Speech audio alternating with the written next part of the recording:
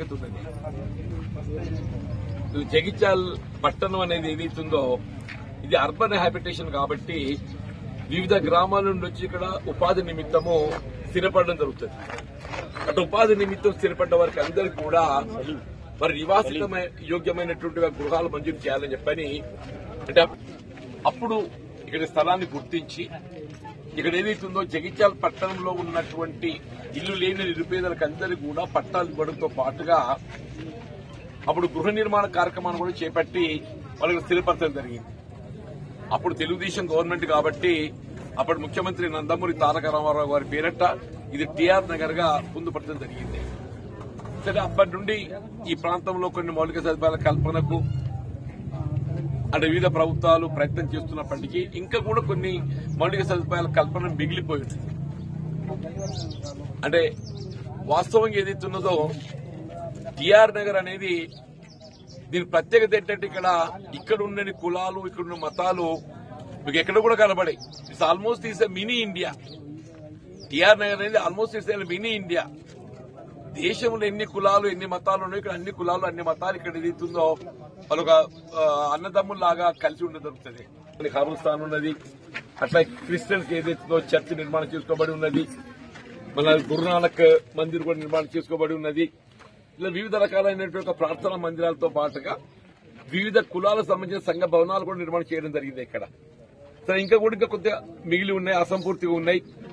అవన్నింటినీ గమనించాలని చెప్పి ఈ రోజు ఇక్కడ కార్యక్రమం పెట్టుకున్నాను నేను. దాంతో పాటుగా ఏదైతే ఇక్కడ ఈ urban housing colony this TR Nagar expansion లో ఏదైతుందో ఇది అర్బన్ హౌసింగ్ కాలనీకి ఏదైతుందో ఇక్కడ పొందుపరుచుకున్నాం. ఇలా ప్రధాన డ్రైనేజ్ సమస్య తీవ్రంగా ఉన్నది. డ్రైనేజ్ సీసీ రోడ్లు అందరికీ నీట్గా ఉండాలి, పారిశుద్ధ్యము, డ్రింకింగ్ వాటర్, వీధి దీపాలు, ఇవి మూడు ప్రధానమైనటువంటి ఒక పౌర సేవలు. ఈ మూడు పౌర సేవలకు సంబంధించి ఈ గతంలో ఏదైతుందో గ్రామ పంచాయతీగా ఉంది. ఇప్పుడు మొన్నటి మున్సిపల్ కూర్పులో ఏదైతుందో ఇది మున్సిపల్ పట్టణంలో చేర్చడం జరిగింది. 47-48 వార్డ్స్ గా అందుకు చేర్చడం జరిగింది. రెండు అంటే ఆల్మోస్ట్ ఇక్కడ విహాబట్ 4-5 ఓటు ఉన్నది. అంటే ఓటే 4-5 ఉందంటే జనాభా 10,000 ఉంటుంది. జనాభా 10,000 ఉంటుంది. నేను మన మున్సిపల్ కమిషనర్ గారు కూడా వచ్చిండ్రు, ఈ రోజు డి గారు కూడా వచ్చిండ్రు. నేను వారిని ఏదైతున్నదో ఇక్కడ అవసరమయ్యేటటువంటి మొదటి దశలో డ్రైనేజ్ వ్యవస్థ నేను దయచేసి please make out A detailed plan of drainage. ఆ నిర్మాణం చేయబడే డ్రైనేజ్ కు కన్క్లూడింగ్ పాయింట్ ప్రధానం. మీరు కన్క్లూడింగ్ పాయింట్ లేకుండా నిర్మాణం చేపట్టబడి మధ్యలో వదిలేస్తే అక్కడ ఏదైతే మళ్లీ మురికి చేరుకుని ఆ ప్రాంతం వల్ల ఇబ్బందులు ఎదుర్కొనే అవకాశం ఉంటుంది. మన నిర్మాణం చేయబడే ఒక డ్రైనేజ్ కూడా ఏదైతుందో దాని స్లోప్ చూసుకొని పోవాలి. గ్రావిటీతోనే వాటర్ ఫ్లో అవుతుంది. మోరి అనేది గ్రావిటీతో ఫ్లో అవుతుంది. కాబట్టి స్లోప్స్ ను పరిగణలోకి తీసుకొని దానికి కన్క్లూడింగ్ ఎండ్ పాయింట్ అనేది నిర్ధారణ చేసుకుని మీరు ప్రతిపాదన చేయండి. ఇప్పుడు ప్రభుత్వం అనేది కొనసాగింపు అమ్మ. ఇప్పుడు గతంలో ఉమ్మడి రాష్ట్రంలో కొన్ని కార్యక్రమాలు రూపొందించి ఇవన్నీ స్థిరపరిచింది. తర్వాత తెలంగాణ వచ్చిన టీఆర్ఎస్ ప్రభుత్వం ఏర్పడ్డది. వాళ్ళు కూడా కొన్ని సౌకర్యాలు అనుకూర్చిండ్రు. మనం ఏదైతుందో వాటి అదనంగా కొన్ని సౌకర్యాలు కల్పించాలని ఇప్పుడు కాంగ్రెస్ పార్టీ ఆలోచన చేస్తుందమ్మా. ఇంతమందికి ఇండ్లు కట్టించినాక కూడా ఇంకా ఇండ్లు లేని వాళ్ళు ఉన్నారు.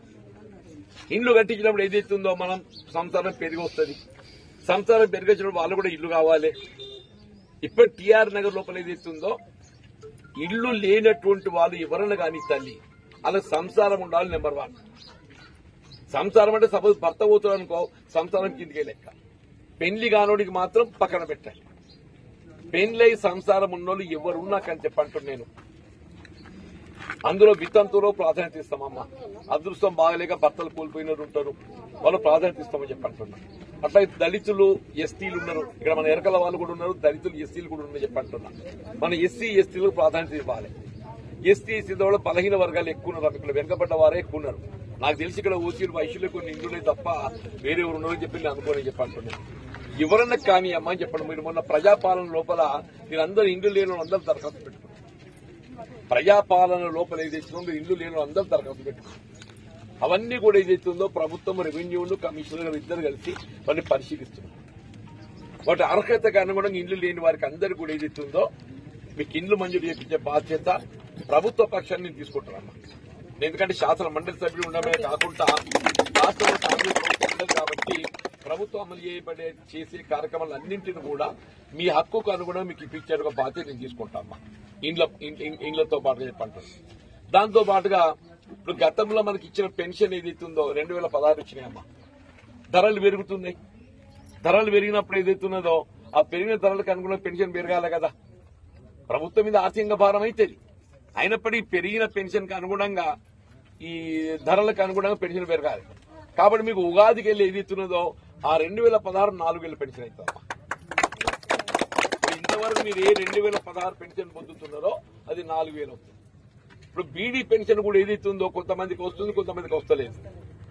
బీడీ పెన్షన్ ఏదైతుందో బీడీ చేసే వారికి అందరికి కూడా ఇప్పుడు 2014 తదుపరి ప్రావిడెంట్ ఫండ్ కట్ అయిన వారికి ఎవరికి కూడా బీడీ పెన్షన్ వస్తలేదు. 2014 తదుపరి బీడీలు చేసి ప్రావిడెంట్ ఫండ్ కట్ అయిన వారికి కూడా అందరికీ బీడీ పెన్షన్ 4000 రూపాయలు ఇప్పేది వస్తుందమ్మా. వీటితో పాటుగా ఏ పెన్షన్ రానోళ్ళు ఉంటారమ్మా. ఏ పెన్షన్ రానో అంటే ఇప్పుడు ఈ అమ్మాయికి ఉంది, ఈడు లేదు.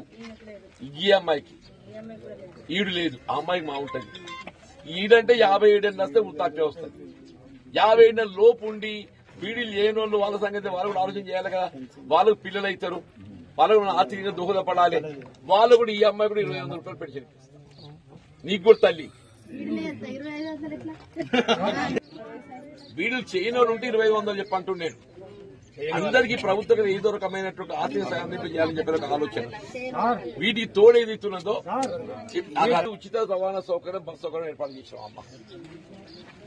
మీకు ఉచిత బస్సు రవాణా సౌకర్యం కల్పనతో పాటుగా ఇప్పుడు రేపటి నెలకెళ్ళి ఏదైతుందో కరెంటు కూడా 200 యూనిట్ల దాకా ఫ్రీ. ఇప్పుడు ఇవాళ ఈ ఫిబ్రవరి కంటే బిల్లు ఆఖరి బిల్లు. ఫిబ్రవరిలో ఎవరైతే బిల్లు కడుతుందో అది ఆఖరి బిల్లు. ఫిబ్రవరిలో మీరు వాడుకునే కరెంటు 200 లోపు ఉన్నట్టయితే మార్చిలో మీరు బిల్లు కట్టాల్సిన అవసరం లేదు. అట్లాగే సిలిండర్ కూడా ఏదైతున్నదో మనం వాడుకునే లెక్క ఉంది వాళ్ళ దగ్గర.